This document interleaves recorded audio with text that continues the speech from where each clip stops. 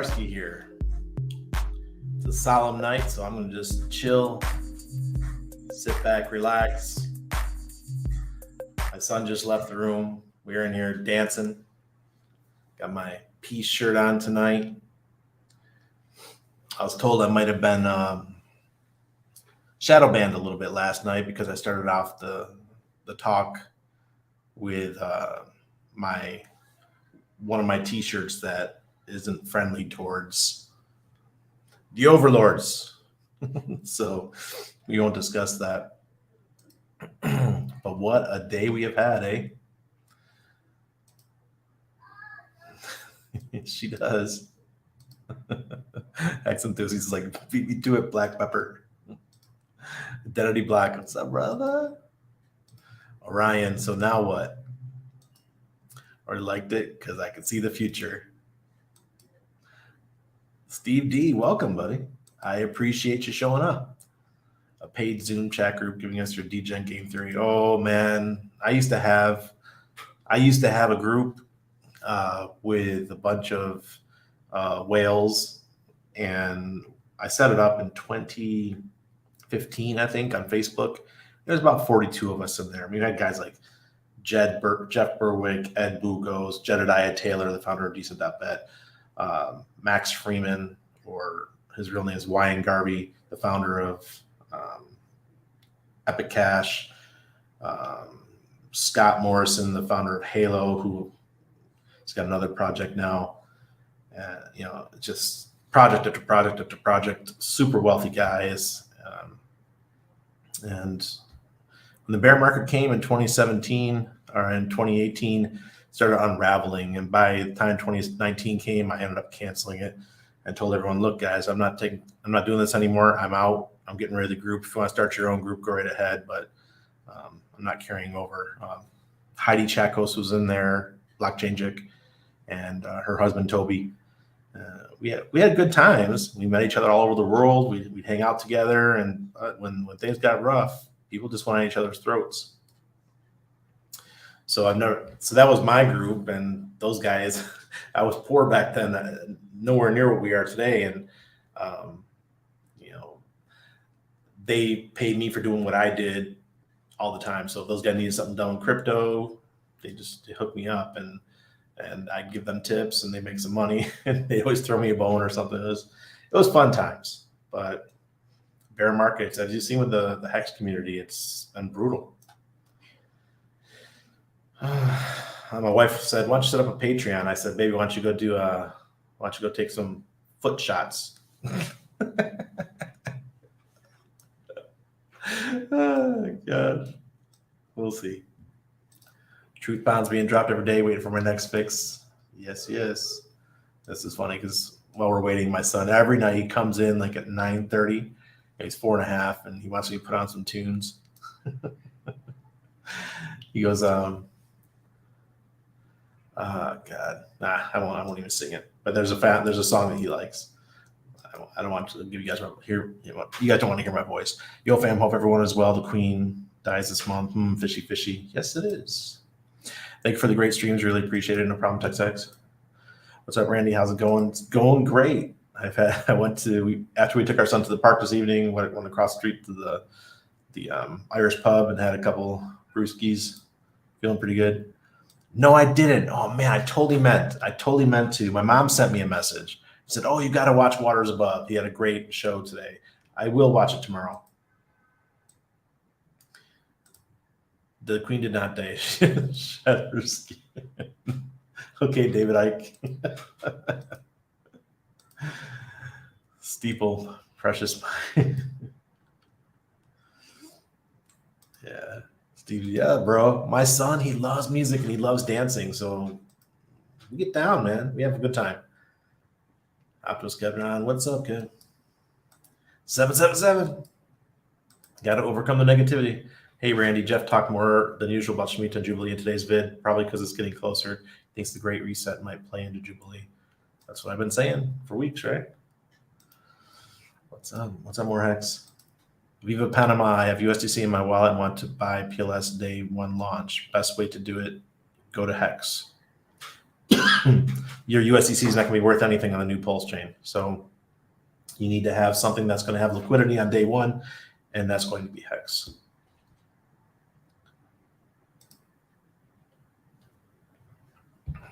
Yeah, Paul, you're right. It was my group. I had like 10 projects come out of that group I had, and even though I didn't launch any of the projects, I got to work in most of them. Yeah.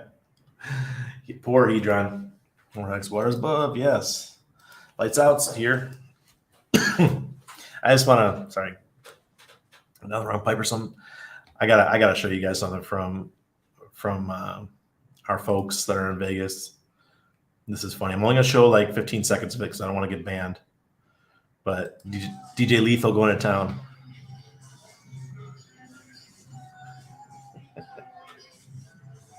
We got the cardboard Richard.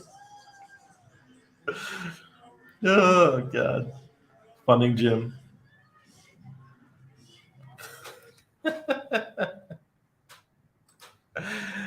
Oh man. Oops. They are having a good time in Vegas. Part of me wants to be there for it. Maybe in the next couple ones. Hopefully we do one outside the US. I would much prefer it. So if I've done a couple conferences in Amsterdam when I was with Steam It, and had a good old time. It was a blast. So I know that Richard loves Denmark. Maybe we could do one in Copenhagen. I mean, I'll be down for that. The one in London we couldn't go because of our son. Like I said, I don't like anybody watching, keeping track of my kid. The world's too odd. So we have to figure something out.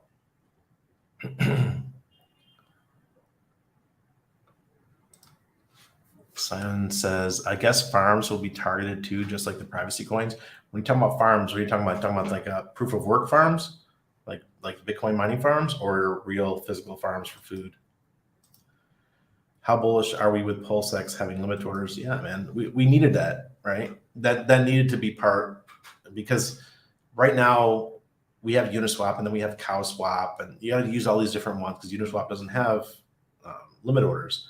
And I just think this works because there's people that want to sell their coins. I'm hoping that liquid loans and fiat.io are so good that I never have to sell my coins again. I'm hoping.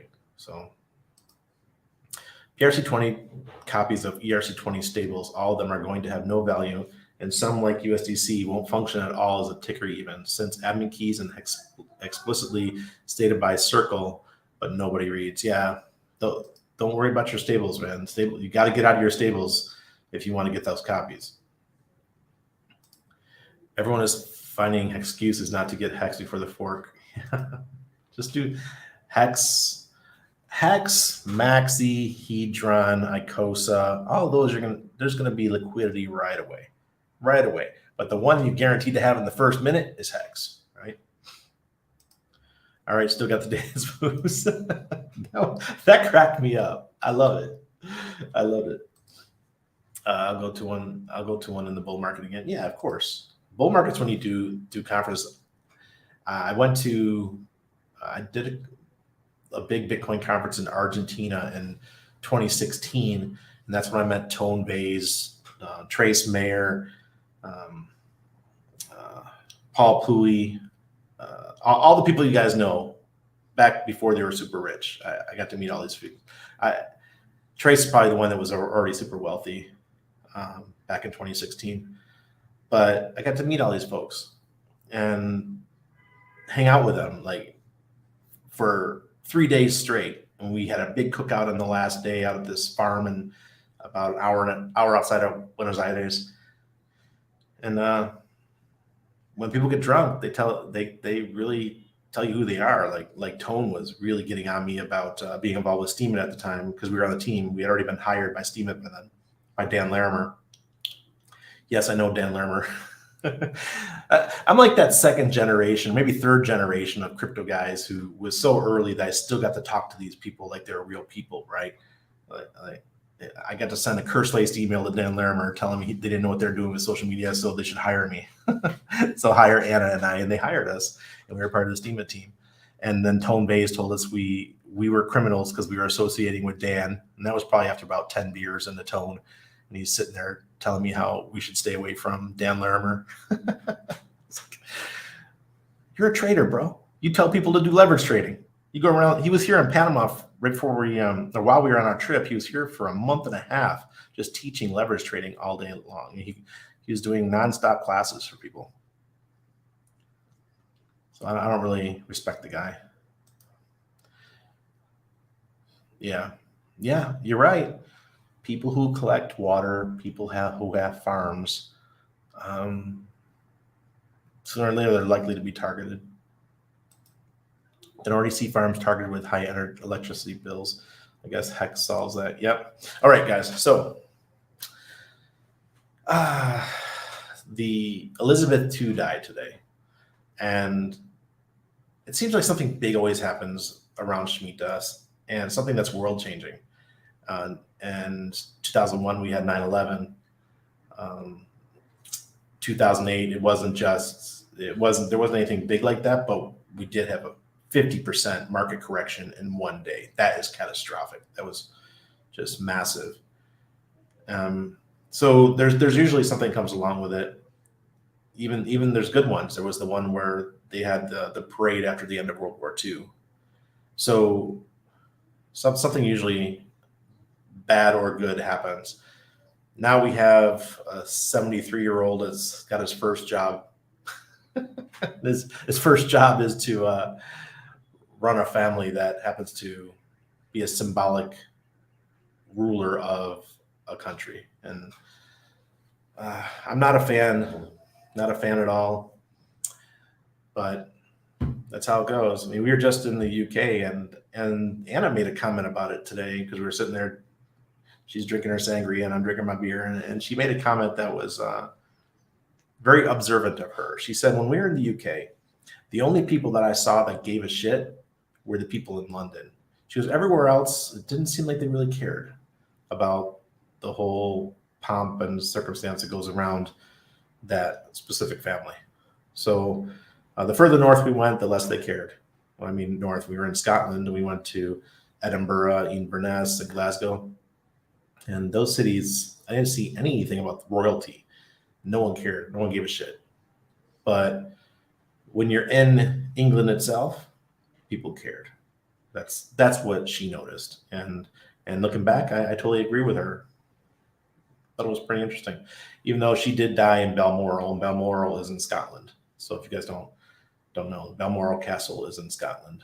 So now we have this troubled child, 73-year-old child that's now assuming the role as the head of the family. So, woo.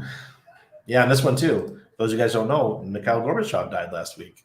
I saw that in the news the other day. I forgot to tell you guys that's pretty big news.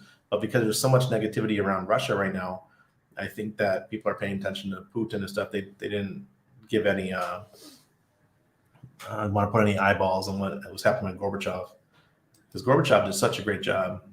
He's the one who ended the craziness, right? And then they went bankrupt. I remember Gorbachev well because that was my first real experience in politics, was Reagan and Gorbachev. I was just a young kid, but I remember it like yesterday. You think markets will drop right after or on this day of Shmita? 2015, they dropped on the day. They went 15% down exactly on the last day of Shmita. It's been dropping all year. Shmita is a whole year, guys. It's not just one day. The stock market has been dropping for the whole year, and it's been quite nasty. So and crypto too, and real estate. Even here in Panama, our real estate prices continue to go down. Just doop. So I think in the U.S., you're going to have a big housing recession. Oil prices are dipping right now. We might have one of those slow downs, and then boom, a capitulation, and that's on the last day there, or within a couple days of that. It should be pretty nasty. If it doesn't happen, if it's another 2015 where it only drops 15%, great. I'm happy. That wasn't too nasty. People can, you won't see people jumping out of buildings, right? Because it won't be that bad. So, but though I do want to say about the death of Elizabeth II is that it is symbolic. It's quite symbolic. We have a world changing right now. This is we're going into a jubilee year, and big changes are going to occur. And one of them was the death of a royal. So it's been around a long time, 1926. So whew. Who knows what's going to happen with that? If you have 50K to DCA, how would you deploy over the next 3 months? I would start in October. I wouldn't do anything, unless you have that huge capitulation candle on Shmita, and you see that maybe the markets go down 30, 40, 50%, maybe Bitcoin hits that 11,000 mark. If it does, or it goes a little bit lower, I would put a big chunk in at that time. But we are in for a rough next couple of years. I've got a good video I'm going to show you guys in a minute. Who's the third? Yes. Who is the third? Who is the third? Wouldn't it be something if it was the guy that was the president in the last cycle or the current pres? That would be wild. One of those two guys would be freaking wild. Yeah. How old am I? I'm 40. I think I'm 47, going up 48. Yeah. I was a kid too when Gorbachev ended the USSR. Yeah. He nuked that thing, man. I guess he inherited the big problems, but I don't know. And I want to keep my YouTube channel. I don't know if she has scales or not. Who knows? But she lived a long time. Marianne, what's up? Yeah. It could be. All right, let's watch this video. I didn't download it and load it to StreamYard just because I didn't want to get a violation. So we're actually going to watch it on YouTube. Pull it up. It's Robert Kiyosaki and Raoul Pal. This is from 2 months ago, but it is so pertinent to what's happening right now. I just got one big question thing. Pasa, what does it mean when that, the Davos, Switzerland, the IMF said we're heading into the worst financial headwinds since World War II? So your global macro, what does that mean for the world now? This is about as macro environment as I've ever seen. And I think most people's read on it is probably wrong right now. So, okay, let's go back and say, I'm going to go take you through a history lesson. Good. And we'll get to today. That's not going to be why I'm concerned. Yeah. So why World War II? World War II was a fascinating period because, like COVID, the entire world had basically been stuck at home or been on, on battlefields. Everyone came back. There was no supply of commodities and goods. Global supply chains were broken, and everybody came back and started consuming again. And guess what? Inflation went up to 13% or something, maybe even higher. And that period was fascinating because interest rates went up, and the first thing that happened was the economy went straight back into recession and inflation went negative.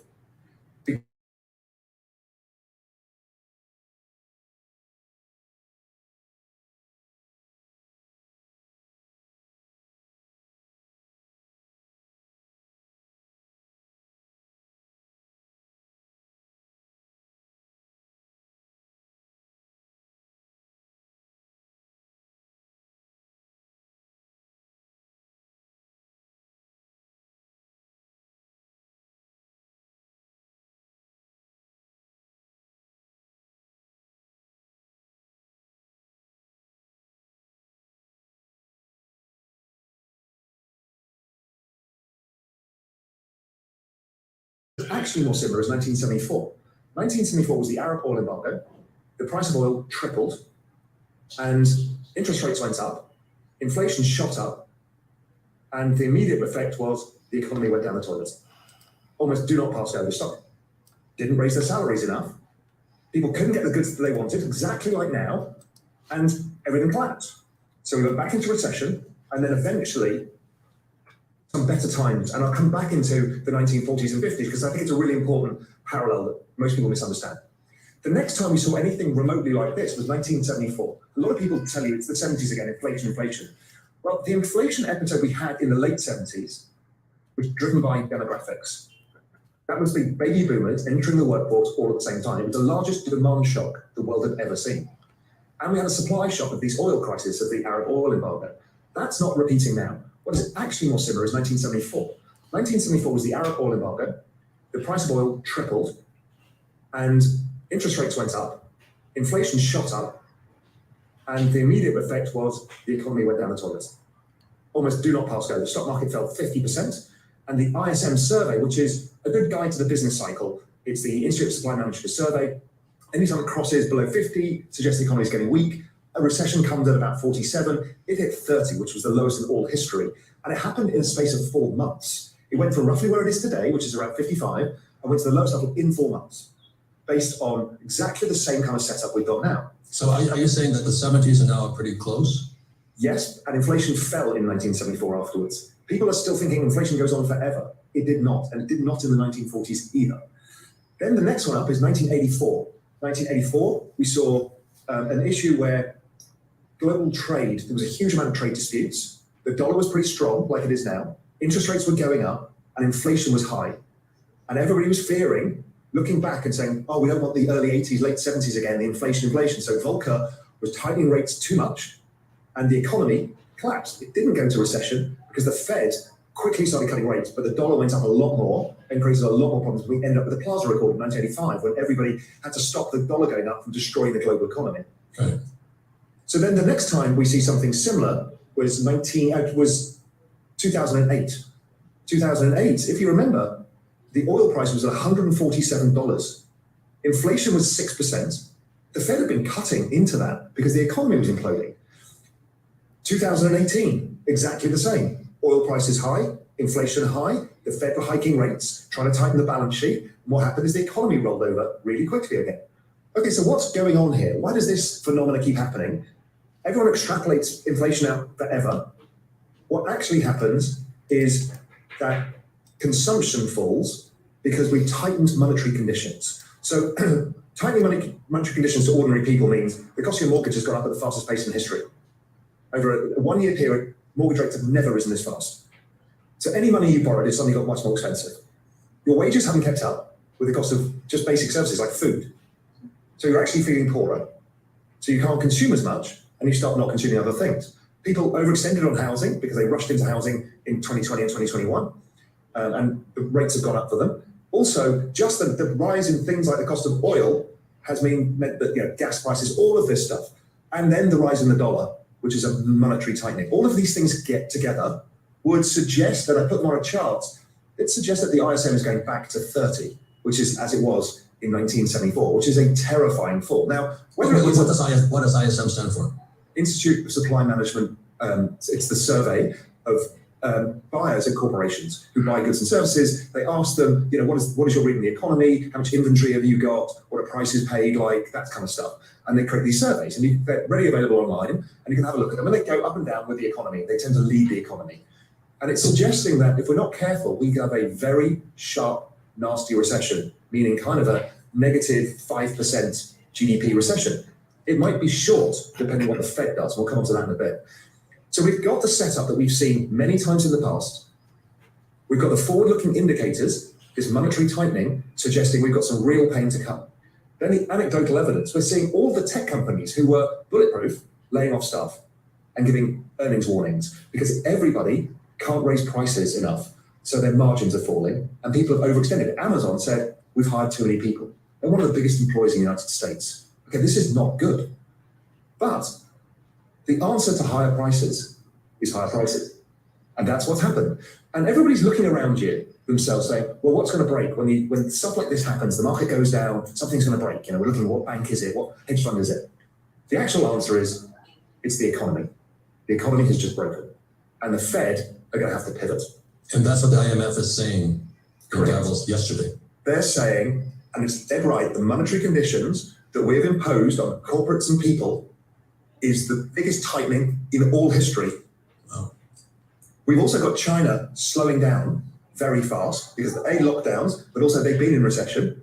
So we've got and Europe with a war and having to deal with this energy transition. So we've got no leg of global growth here. Oh. Now the question is how bad does this get? So let's talk some scenarios. Let me ask a quick question. Okay, when people use the word recession, that means 2 back-to-back quarters of negative growth. Is that your definition? That's the technical definition of a recession. So what does it mean to LPL? Literally, what does it mean to you and me? To you and me, I think it means a loss of jobs and a loss in your net worth, because it's the falling of asset prices that comes with a recession. Now, what's the possibility of sliding into a depression? So depression, I would suggest, is a much longer, more extended period. I don't think that can happen right now. Now, I don't say that with certainty. I never do, talking probabilities. The reason being is there's one piece of magic, the Fed balance sheet. The Fed balance sheet disguises all bad things, because what it does is when they print money, it lowers the purchasing power of the dollar. And most of the central banks at the same time do it. And people always think it's going to be inflation is what it leads to. It leads to something much more pernicious and evil, which is the debasement of currency. And what that does, how it manifests itself, is all of these scarce assets, equities, real estate, gold, crypto, go up a lot. But all they're doing is reflecting the devaluation of the fiat currency itself. So that optically can change everything, because suddenly all of these things go up, everybody feels okay, and it changes the outcome. People are still worse off, generally, but it's a trick. And so I think that trick gets played again pretty soon. This time I think the trick gets played in a different way, which was the other genie that came out of the bottle in 2020, which the Europeans are doing now, some states in the US are doing, Japan is doing, and a few other countries, which is India is doing, which is direct transfer payments to individuals. So as opposed to making a big fiscal stimulus, like we're going to cut taxes. Yeah, when I heard you talking about that, Ralph, I thought you went to the dark side now. But, going, what is wrong with Ralph's talking about MMT, UBI, and all that stuff, which is to me Marxist. Do you know what I mean? But you're also looking at it from the humanitarian side. Yeah, look, these, regardless of what our political or economic views are, this is what is going to happen. So we have to judge it with that lens, not how we would like it to be, but what it will be. Okay. And what the probabilities are. Okay, Ralph, hold on. We're going to need to go to break. But Kim, I mean, this is, I was listening to you, Ralph. I was going, oh, gag me, man. Yes. I love the part where he goes, he's talking about UBI and they're going to have to save the people. CBDCs, they're coming. Central bank digital currencies, programmable monies, coupons. It is coming to a phone near you or a chip in your arm near you. It's coming. And what he's predicting, if you might want to watch it a couple times, because there's another thing he said. He said the pain could be very short-lived. It could be 5-6 months, just like it was in 1974, just like it was in I think he said 1984. That wasn't a Shmita year, but there was a big crash that year. And 2001, it hit hard, but it recovered quickly. So I hope he's right.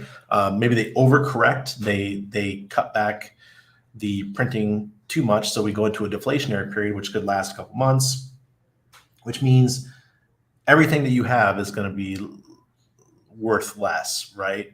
So the only thing the best situation you could be there is in that position is to have cash, because the dollar is going to continue to strengthen if Raoul Paul's right.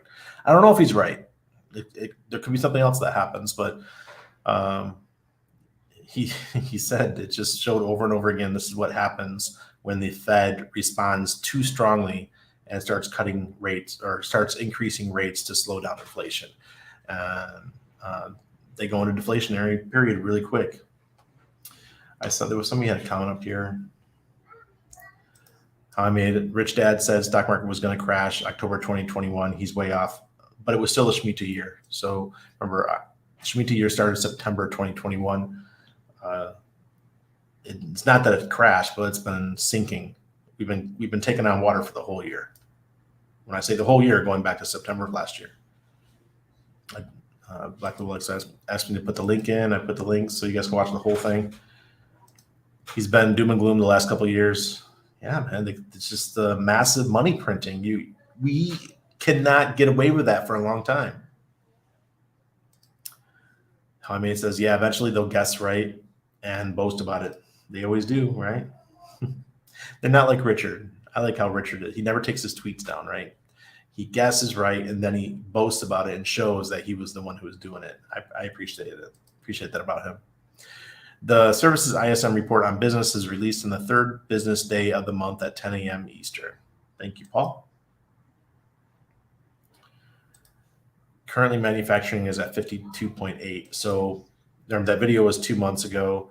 He says likely to drop down to 30. Oh, yeah, not good.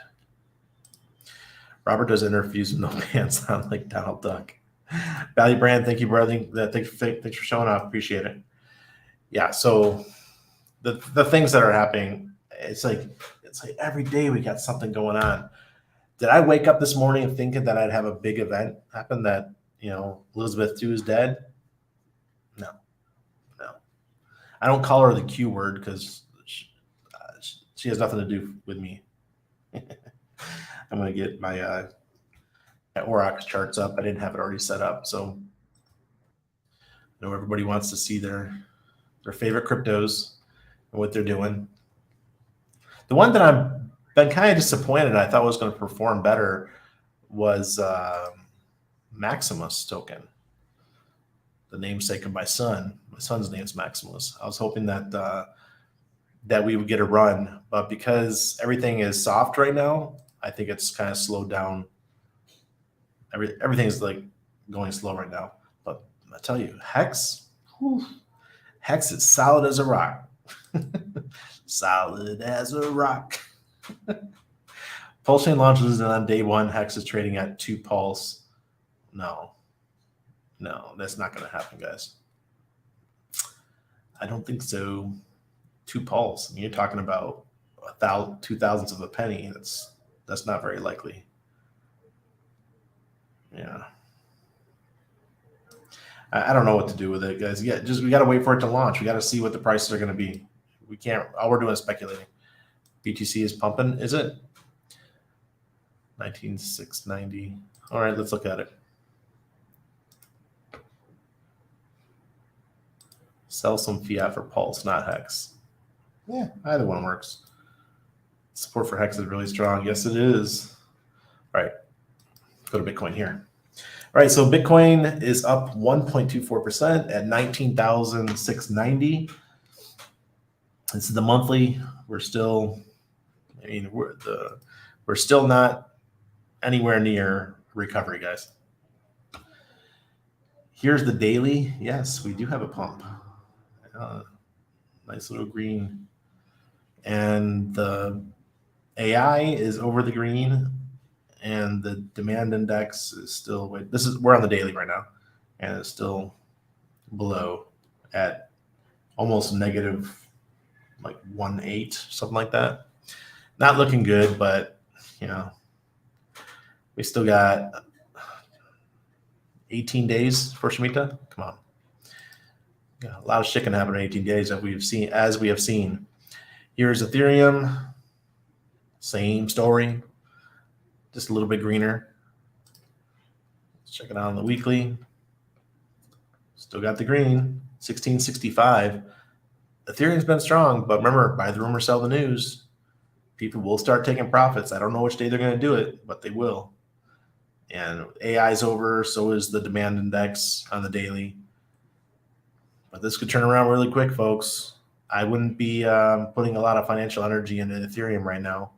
I'd wait till after the event, and then I'd start accumulating some Ethereum. So you're going to need it.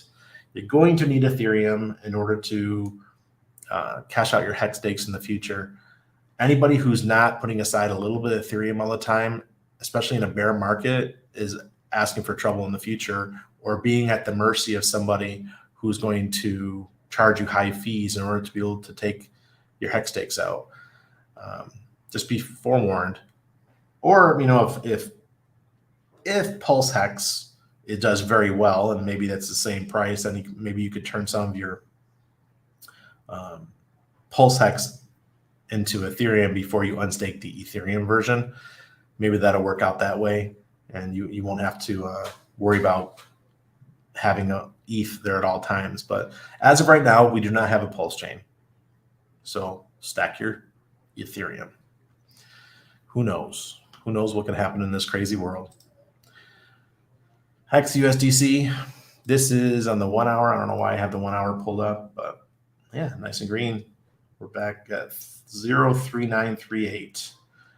Sitting right there in the middle with the AI, right below 0 for the demand index. We're at negative 0.2. Let's go to the weekly. Still green. Man, look at this. Look at this. Hex is a trooper. This is, let's see, let's use the monthly so we can make it easier here. 1, 2, 3, 4 months approximately.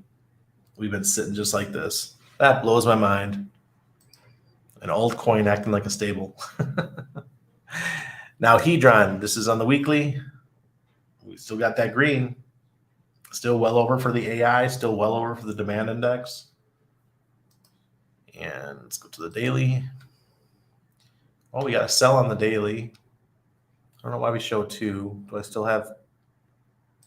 Yeah, I had 2 up there. So we have the sell here, and we're below on the AI and still above the demand index, or 0 for the demand index. So that's still pretty good. This is on the daily, but it's been rough for a couple days, right?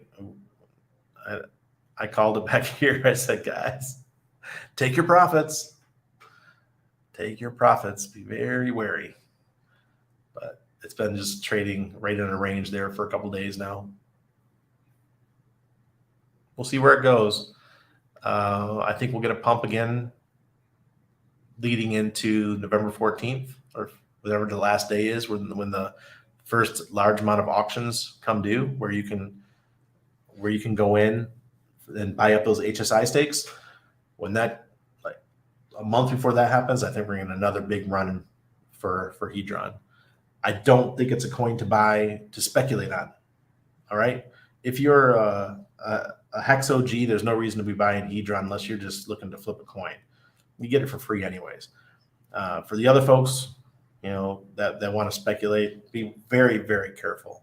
There's people with super large bags of Hedron that can dump on your head at any time they want and drop that price a considerable amount.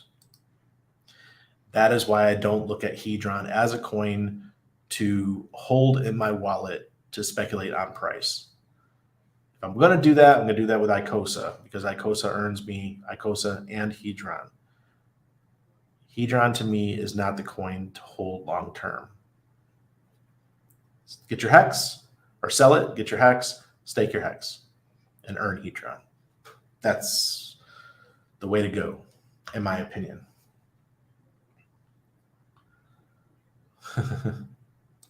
How about Hedron? I think I just said it. Jaja. Sorry.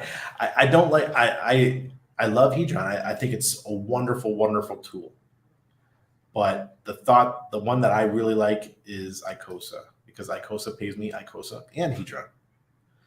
Thought experiment. The dollar has been weak my whole life, not strong like when it was gold backed. If launching a CBDC, strengthen it before switch, I'm guessing.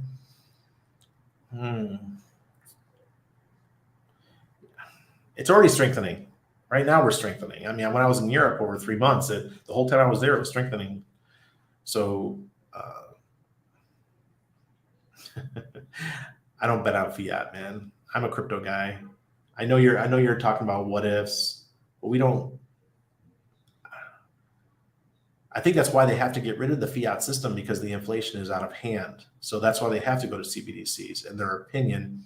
And because it is a Jubilee year, it's the 50 years since the launch of the US dollar, or 49 years, whatever it is. We're going into the 50th year. Something has to be done. And we're getting a new financial system. So that's my opinion on that. Look at the history of money. Read the Creature from Jekyll Island, and that was all about Bretton Woods and when they launched they got rid of the gold standard and made the US dollar fiat. And now they met at Jekyll Island again. And now we have the CBDCs coming. So what goes around comes around. This all feels very artificial. Yes, it does, Paul. Yes, it does. Thoughts on Cult? Seen a lot of Hexagons shilling it when it was pumping as if they were geniuses. It dumped like crazy. Now they're all silent. Yep. And I was one of them. I was one of the ones who bought a bunch of Cult. But as I told everybody, all of my liquid crypto, I went to USDC and I bought some, and I don't know. I just had one of those days. I was doing stupidities, and I bought some. It went up a little bit. I'm like, what am I doing? I already told myself that I wasn't going to buy anything. So a couple days later, I sold it. I had a loss on it because remember, there's a 5% tax on Cult, so I didn't make 5% profit. So it ended up being a small loss for me. I like Cult, but it won't be. It's not even in my top 10. No way. There's too many other good things out there. It's just for me, it would be a 100% speculative asset. Unlike my Hex and my COAS and stuff, I'd rather have that.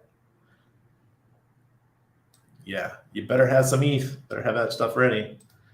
If ETH overtakes BTC in market cap, will BTC be an altcoin? That's why it's on the second level, because in my opinion, it's already an altcoin. Oh God! Remember, the ETH copy for Pulse will be diluted 10,000 to 1, i.e., worth much less. Wouldn't it hold it for the fork? Yes, Paul, you are right.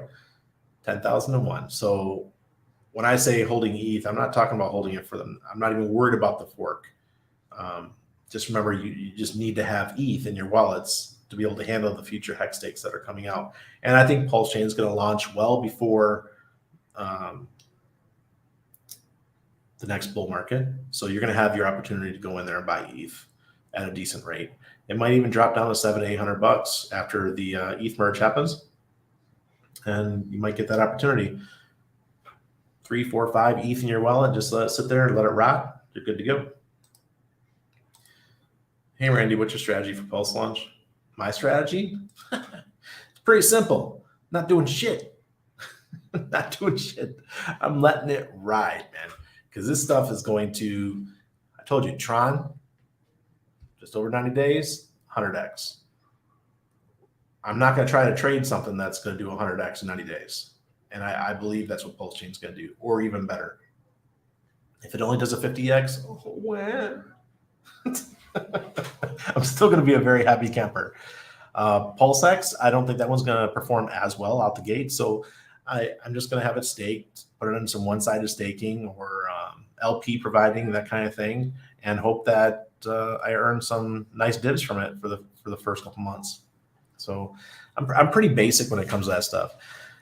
I'm not trying to do flashy anything. I won't get flashy until Liquid Loans comes out and fiat.io. Then I'll start playing with things.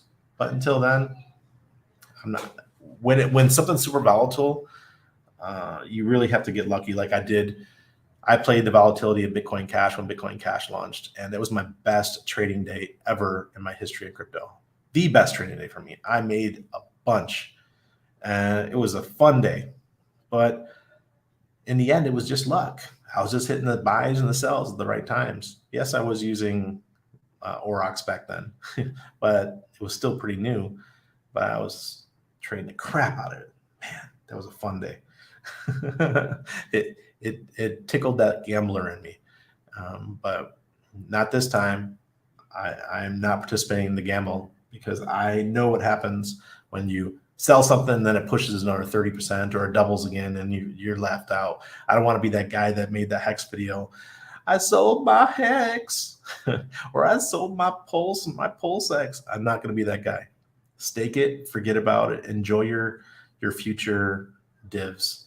Don't have to worry about trying to play with the big boys in the first couple of days, because there's some huge whale wallets that got billions of Pulse Chain and PulseX, and they're going to trade the crap out of that stuff. They're going to take advantage of the little guys, and they're going to try to soak up the traders' money.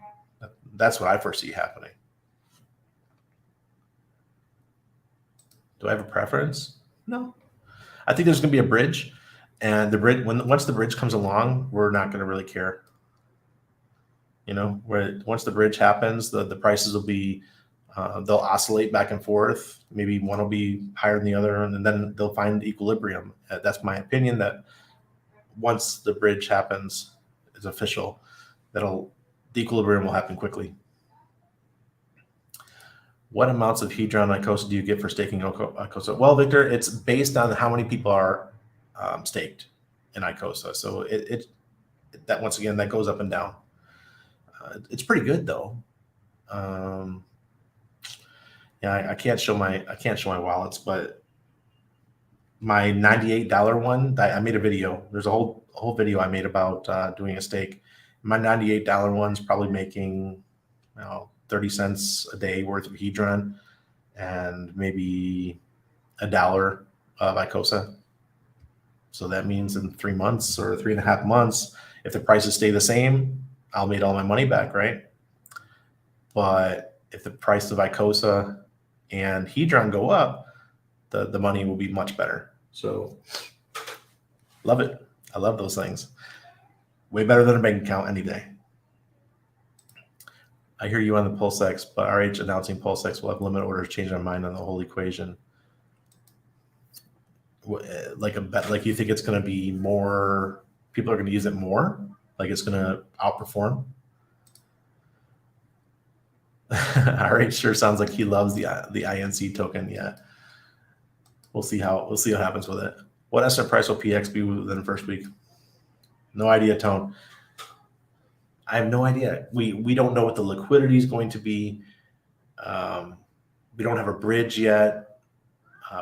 All the eyes are going to be on Pulse Chain and PulseX, so it might be a great opportunity to load up on Hex. I remember when Pulse Chain first launched, everyone's like, "Oh man, I'm going to load up. I'm going to load up on Pulse Hex, P Hex, because I'm going to have all this Pulse Chain and everyone that was early in Pulse were Hexicans, right? So we're like, I can't wait for it to happen." Now we've got lots of distractions. We've got Pulse Hex, we got Pulse Hedron, we got Pulse ICOSA, we got Pulse Dogecoin, we got liquid loans, we got fiat, we got Pulse Pot, we got all these. So there's going to be lots of distractions and places for people to put their money. So I don't know what. It might take a little while for PX to get going, but it might be an opportunity for those of you guys who are out there who missed out on that first 10,000x. You might be able to get yourself a 500x or something in a year or so, because the price takes a little while to catch up to the EHEX price. But I've heard people say that they think that PHEX is going to rocket out the gate, but that was back before Pulse Hex launched. So you're talking about October or before the raise. So you're talking about September, October 2021, when people were really excited about changing Pulse into PHEX.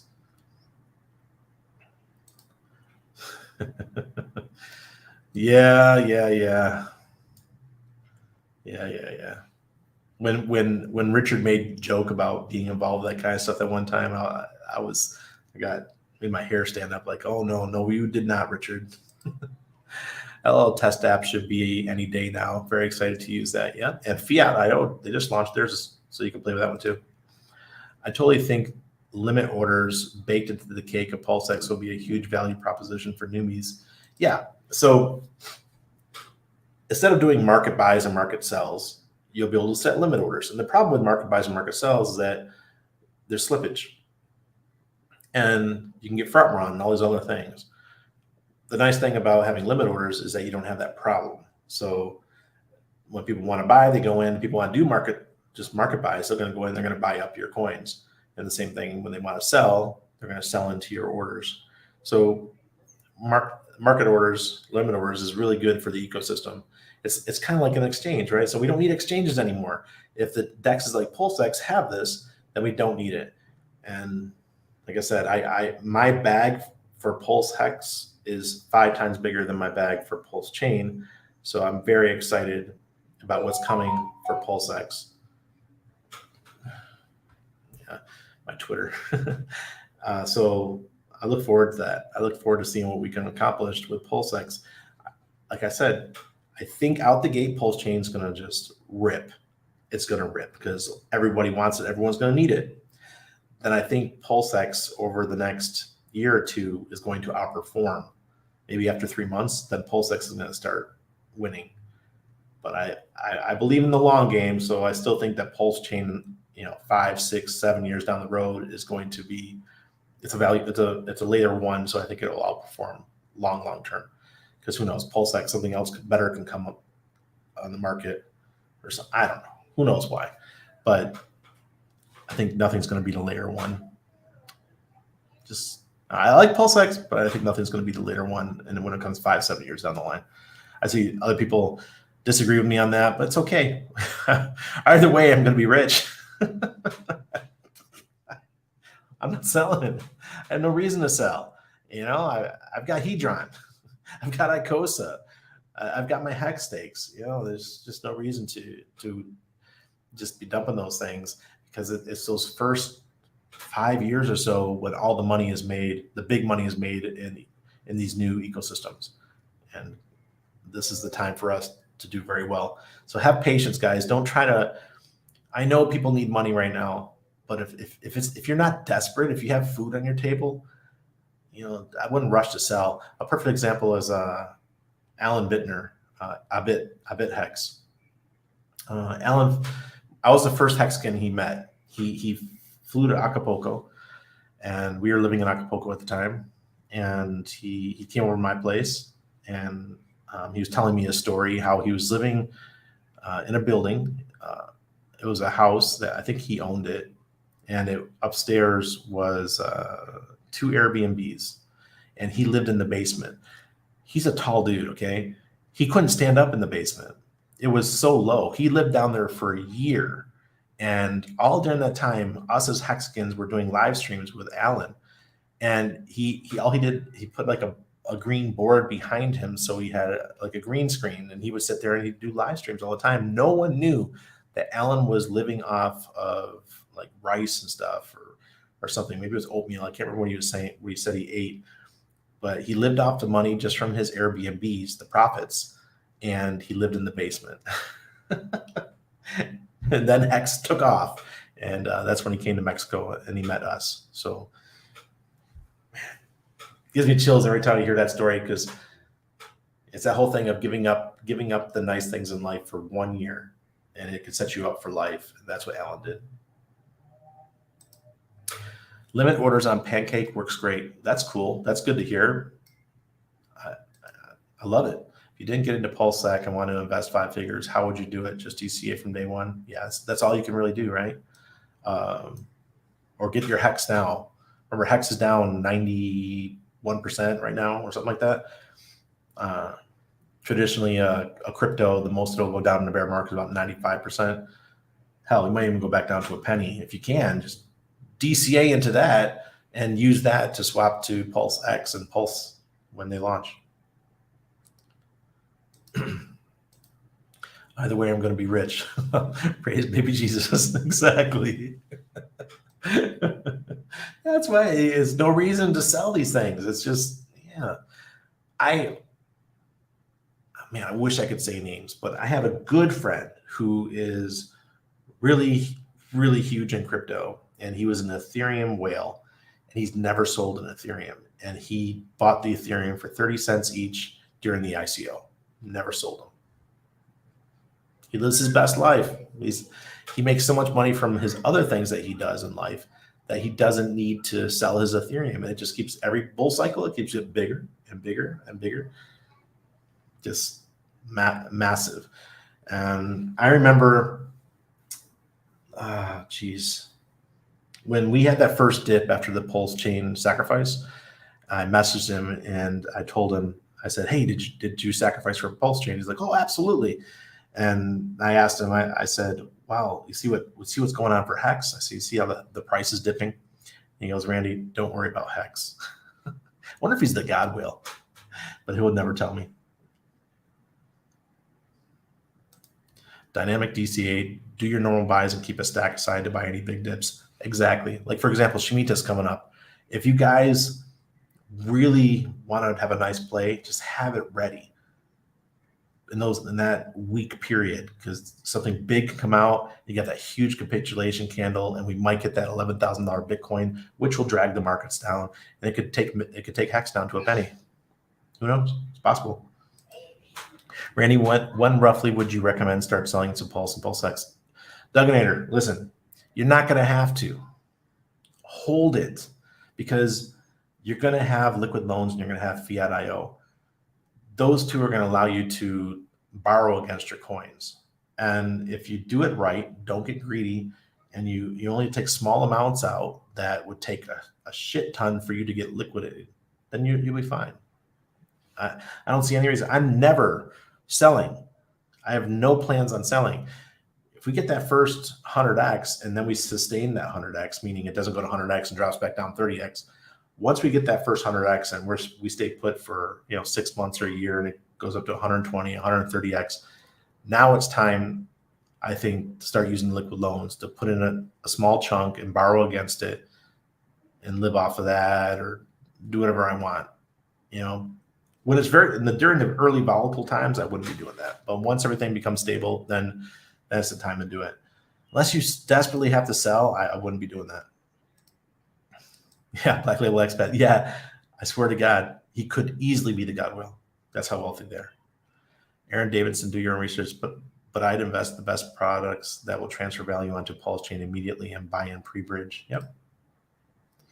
Definitely the Godwill. Fits the description. Yep. I'm never selling Hex, Pulse, PulseX, Fiat, possibly, I'm sure. So let me tell you something about my buddy. I've hung out with him. He's my age, or actually younger, a little bit younger. And he is like, you would never expect him to be tech smart. He just, he's just like a fun dude. It's like somebody you would meet that, like a BMX guy or a skateboarder, that type of guy. He does not give a crap about material things. Just doesn't care. He just wants to go out, have an awesome life, be at the beach, go on amazing trips and that kind of stuff. And that's what I respect about him. So he's so cool like that. Yeah. It's nice having friends like that I can just message anytime. And then I have my other friend here that lives in Panama, who's also a ETH ICO guy, and they did really well in this last Pulse cycle. And he also sacrificed for PulseX. He missed Pulse Chain, which wasn't my fault because I told him about it. But he ended up going into PulseX, and he went big. And he's super excited too. He can't wait for it to get going. So we got some really big ETH whales that are really looking forward to Pulse Chain launching. These people have been in crypto for a long time. My friend here, he got into crypto like a year before I did. So knows what's up. Never selling Hex, Pulse. Yeah, exactly. Yep. Don't confirm amounts, but based on what you shared, I think you sacked about 2,000. No, 20, almost 2,500 for Pulse. No, closer to 20K for Pulse Chain or PulseX. Why didn't I throw more at it? Listen, I've launched over 40 projects. From 2014, whenever Arcade City launched theirs, it might have been 2015. So 2015 to 2019, I've launched about 40 projects. And when Richard said, okay, we're doing the SAC for Pulse Chain, and we should launch right away. We should launch quickly.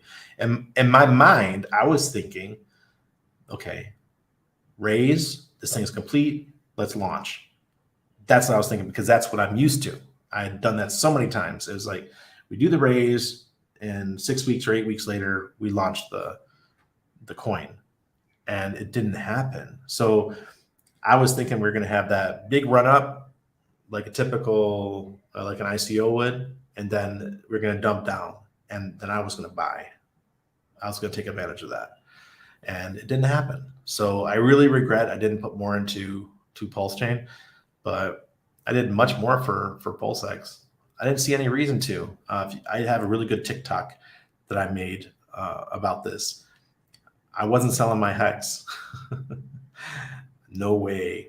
My hex was way more important to me than Pulse Chain or Pulse X, especially at that time.